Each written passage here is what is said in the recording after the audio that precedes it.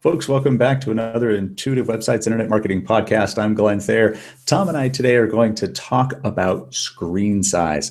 Now, I know we've talked in the previous podcast about Mobilegeddon and the big scary things that Google is doing with SEO if you do not have a mobile-friendly website. But we're talking about the screen size now. Apple Watch was just released on April 21st, and now you have a screen that's like this.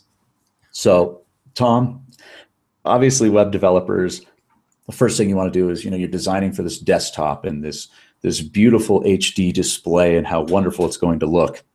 But the reality is most people are looking on their cell phones. They're picking these things up saying, hey, I'm going to view a website on that. So what are we to do? Well, it's interesting because one of the most important parts of website usability these days is what is the size of the screen that the user is using to see the website. And it's something that smart developers are very much aware of this, and smart designers as well. But the average user and the average person that is marketing a website or responsible for marketing a website never thinks about screen size. In fact, what they think is that whatever screen they're looking at right now is the way this site looks like on all screens. So if there's an issue with that website, it doesn't look quite right on my screen, that's a problem. And it's got to look that way on every screen. So what we have to do, and the challenge for web marketers, for website designers, is you have to have a website that looks good on a variety of screen sizes from the Apple Watch now, which I went and looked at in the Apple Store. And my feedback is that, yes, people will be reading on the Apple Watch. They will use it for reading, which means that if they're checking their email, checking their text messages, they will also be looking at other types of messages and alerts, and they will eventually end up on websites reading content. So that really makes screen size interesting because, like you said, Glenn, now we have an inch-by-inch size screen all the way up to projection monitors, which could be huge. Yeah. But the important thing for web marketers to understand, and for people running a business or small business owners, is that your website will be seen on different size screens. There's no question. Even on a laptop screen or desktop screen, there's different versions of that. And what's important for you to understand is that your site has to be adaptable to those screen sizes, and the important content on your site has to be appropriate for those various screens. And you've got to get away from this idea of that my website will look this way on my screen and it'll look this way on everybody's screen. No, it's going to look different on different computers and screens around the world as people look at your site. So what types of things can we do? I mean, are there resources out there to be able to find out how you need to design, what your design should be for each of the mobile devices? I know, granted, you can't do every single mobile phone that's out there, but the Samsung Galaxies, the iPhones, the Apple Watch, are there some templates available that people can look at? Well, I think that if you're a web marketer and you're leading a design and development team, I think you want to ask your designers and your developers to show you what your site will look like on different screens. And you can go look at a site when it's in production, but early on, when it's still in the design phase, you should say, hey, show me what it's going to look like on the iPhone 4, 5, and 6. Show me what it's going to look like on tablets. Show me what it'll look like on laptops, and then show me what it'll look like on a larger desktop screen. And then as you start to see the site, you'll start to notice that there has to be a simplicity in the design. If you have too many elements, if you have awkward looking elements that maybe look great on a large screen, what's going to happen when those elements collapse? You might lose an element that's key to your website. You might lose your logo, for example. Your logo may not be optimized for smaller screen sizes. And so as the site scrunches down, what are you going to do with the logo? All of that is part of this. In fact, we've had a couple clients recently tell us things that were totally related to screen size. One client said, why are there's these two white bars on either side of my website? Well, what he didn't realize is he's looking at it on a desktop. And to make the site the right width, you're going to see space on either side. But when you go to a laptop, when you go to a laptop and smaller, those sidebars disappear or gone or are very small. So that's an important thing. We also had another client recently talk to me about the fact that, how is his content going to be read on a smartphone? I mean, we're talking about a content marketing strategy. He's writing all this content, and his concern is who's going to take the time on their phone to look at this content. Well, what this forces us to do is our content even has to be more valuable than it was in the past. Content that's unnecessary, that's fluff, that's marketing verbiage or whatever, that's got to go away. We've got to get right to the point and get to the point really quickly. That's what screen size is forcing us to do as web marketers.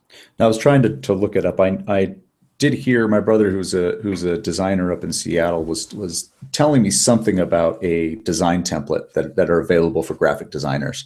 And I'm sure most designers, if you have them in-house or you're going to outsource them, they're probably members of the AIGA, which is the Graphic Design Society. They'll have access to that. And I believe those are free. If you do an online search, I was trying to do that. And well, I'm not a graphic designer, so I'm going to say I couldn't find it. But you can go out there and those will be available. And you can actually put those into your graphic design program and see what that content looks like. So instead of having the adaptive and keep trying to do testing, early on, you can get in and say, does this graphic look appropriate for that screen size? That's a really good point. And it's almost it's the combination of graphics and how graphics work and look together that's the issue. In fact, you can get a WordPress theme now that's fully responsive. So you can build to a responsive theme. But what we found is that's not a problem, is building the theme. What's the problem is, what do you do with the photo that's the key photo that is drawing people in, but when you shrink it down, isn't nearly as effective, or the company logo, or other graphics, or even things like call to action. How do call to action buttons change on mobile devices and so forth. We had a client recently tell us, I really want to be different with my website. I want to stand out and I want to look great. I want people to I want to catch their attention with something that's really cool looking. And what he's basically asking for is an over-designed website, a website that has a lot of graphic elements. And what I have to try to explain to him is that no, where you stand out and where you will be different is in your use of simplicity and to-the-point messaging. But that's still hard for people to understand because they're thinking, show me bells and whistles, show me flash, show me video or whatever. But that's not what users want. And then when you look at this idea of a mobile experience, not only do they not want it, they can't see it. They can't see those elements on their mobile phone. They'll just look silly, or they'll be tiny. So all of this comes into this need for a real mobile approach to website marketing, because users now are mobile and computing has gone mobile. That's just the way it is. Well, we talked about this. This is probably, I would venture to say 6 or 7 years ago.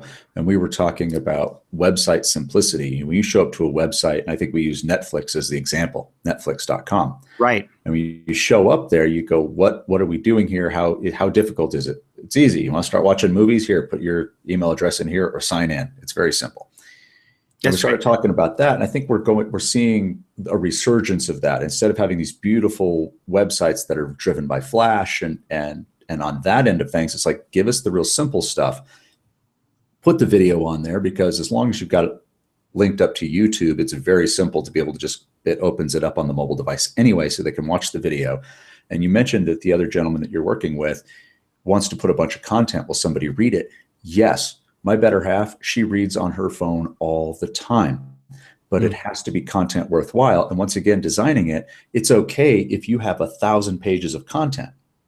That first page, when you pick up that mobile device, that first page needs to be simple and very easy to navigate. So that person who wants the information can just click in and go bing, bing, bing, bing, bing. Now I can read all the information I want. If I want to spend 5 hours reading from your website, all that content's there.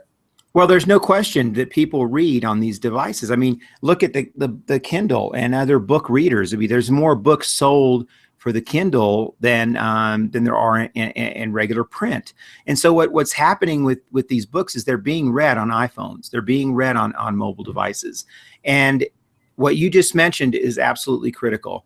Mobile devices force people to better organize their content, to organize your content around taglines and headers and around deeper layers of content that people can access. So, give people thumbnails with very nice bulleted points or taglines that summarize what's behind the tagline. And then once they click on the tagline, they'll see that depth of content, and they may sit down and read for 45 minutes and take all that information in.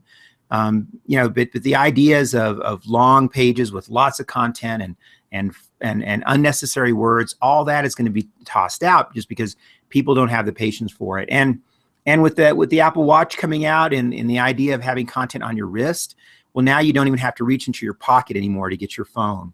Or if you're a woman, you don't have to reach into your purse or wherever your phone is. You're going to see a lot of people doing this now, looking at their wrists and using that little scrolling knob to read through content and information. Now, here's something interesting on that end of things is looking at it from a responsive design. I know we talked about that in the previous podcast, but going back to responsive design on a mobile device, as far as length is concerned, because that first page, I'm seeing a lot of people doing their design, whether they're using Bootstrap or using a WordPress template, they're putting everything on that first page, and you scroll down and it's probably the equivalent of 8 different pages because they have it set up to where each page loads up.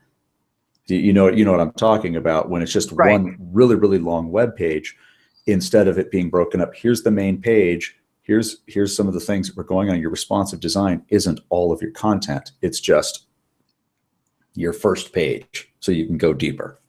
I think the point of that is to grab people's attention. So that they're doing that to grab people's attention, and that's fine. You can use content to do that. What we have found in mobile sites and in website usability is that navigation menus will do the same thing, especially for a lot of B2B companies where they're either selling a product or they have a kind of a mundane product that's only sold in a niche marketplace. Navigation menus can do a great job of that because that's ultimately the overview of your site, whether it's mobile or on a desktop. So take a look at how your navigation menus appear. Even the way that you title your menu, make sure that when your menu collapses on a mobile device that it says menu, that it doesn't have some other fancy word like items or something like that. It has to have menu there. And we've seen a few that can confuse people, but if it says menu, when they click on that, the menu will expand, and then that's a key part of your conversion point and of drawing people in. Now, what about the pancake? Now, what about the pancake? Or the collapsible menus? The pancake where you click, so as it goes down, so as you're, obviously as you're taking on the desktop, you can see it as you start to shrink down the size, all of those, that navigation menu just starts to go away. It shrinks and then it disappears and it's replaced with a pancake. Okay, right. Yes, that's what I was referring to, which is the menu icon. And that menu icon is something that I've had many designers. At first, I argued with a couple designers over it saying, well, how do you know what that is? If you're not used to it, how do you know that that's the navigation? And they say, it's because it's the standard and it will become more of the standard. What are your thoughts on that? Well, you have to have the word menu in there. Don't assume that it's going to be the standard yet. It's not. Just having 3 dashes or a pancake or 3 things stacked on top of one another, don't assume that people will know what that is. We strongly recommend putting the word menu next to that. And it's only a 4-letter word. I mean, it fits very nicely. And pretty much 10 out of 10 users will know, if I click on that, I'm going to see something show up. You can see the navigation. And then you can use like an accordion, where they can click. If you have to have submenus, they click on one of the menu and then other menus pop up. That's a great way to pull people in. And it also really, it makes the titles of your menu items, your navigation items, very, very important. For one, they have to be short because they have to be seen on a mobile device. And 2, they have to be direct to the point. People have got to know what that is. And 3, they have to be in the language of the website visitor, not the internal language of the company. So mobile really forces more simplicity. It forces higher levels of usability because people have got to be able to use these things, and it's much more difficult on a small device. And it makes us focus on being much more direct with our content and to the point. Right.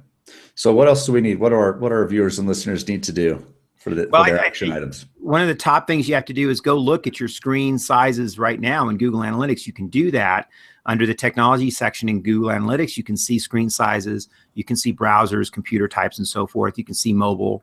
and get a sense of the different types of screens that people are using to see your site.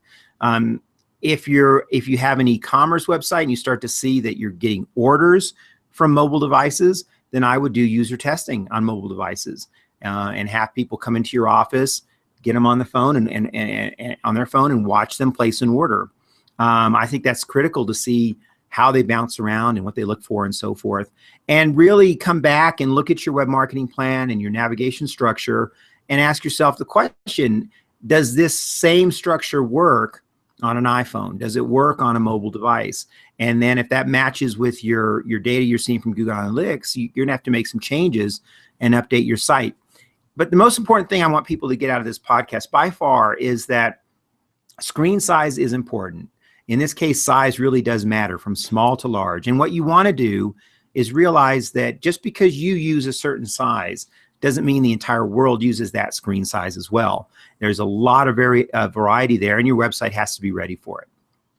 Wonderful. Thank you so much, Tom. And ladies and gentlemen, thanks again for joining us for the Intuitive Websites Internet Marketing Podcast. I'm Glenn Thayer. And always remember, if there is something that you would like us to cover in a future podcast, make sure you send us an email at info@intuitivewebsites.com. Thanks for joining us.